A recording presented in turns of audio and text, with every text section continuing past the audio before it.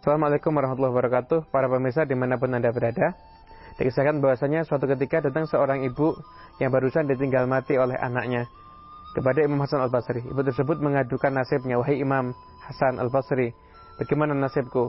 Aku sangat bersedih, aku ditinggal mati oleh anak perempuanku. Aku ingin tahu bagaimana keadaan dirinya ada di sana.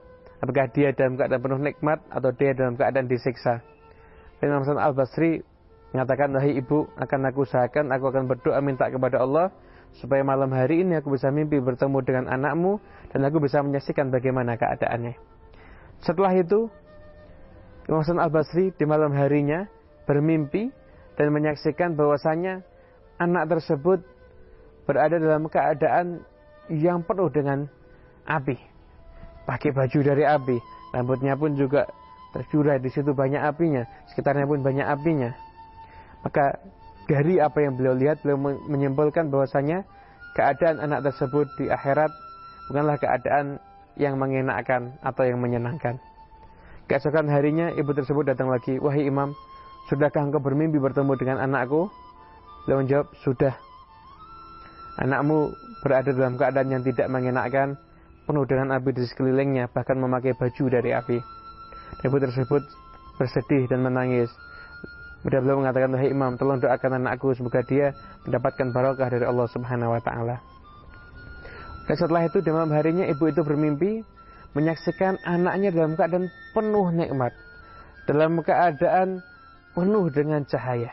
Di sekelilingnya taman yang indah, bunga-bunga yang mekar, kemudian rumput-rumput yang hijau, yang tidak pernah ada keindahan yang seperti itu. Ibunya pun heran. Tadi malam Imam Hasan bermimpi dilihat penuh dengan api, namun sekarang keadaan anak itu ternyata beda. Tidak mungkin Imam Hasan Al-Basri itu bohong. Kemudian ibu tersebut mengatakan, "Wahai anakku, semalam aku dengar Imam Hasan Al-Basri mimpi dan keadaanmu itu mengenaskan. Kenapa engkau sekarang berada dalam keadaan penuh nikmat?" "Iya ibu, bahwasanya aku ini dalam keadaan seperti ini karena satu hal. Kita satu kelompok ini di dalam satu pemakaman ada 500 orang dan semuanya banyak yang terkena azab. Ketika datang seseorang lewat di tempat itu dan orang tersebut bersolawat kepada Nabi Muhammad SAW satu kali, kemudian beliau menghadiahkan pahalanya untuk semua ahli kubur yang ada di situ, maka semua 500 orang yang dalam keadaan penuh siksa diangkat siksanya oleh Allah Subhanahu wa taala, diganti dengan perasaan rahmat, perasaan aman, nyaman dan penuh dengan kenikmatan berkat satu sholawat.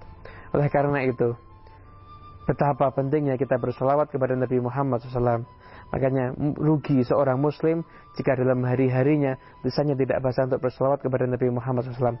Bayangkan ketika satu orang solawat dengan ikhlas minta kepada Allah, maka Allah langsung menurunkan rahmat, dan rahmat itu bukan hanya kepada dirinya tapi kepada yang ada di sekelilingnya. Sallallahu alaihi wasallam Muhammadin wa ala alihi wasallam. Mungkin cukup yang saya sampaikan. Wassalamualaikum warahmatullahi wabarakatuh.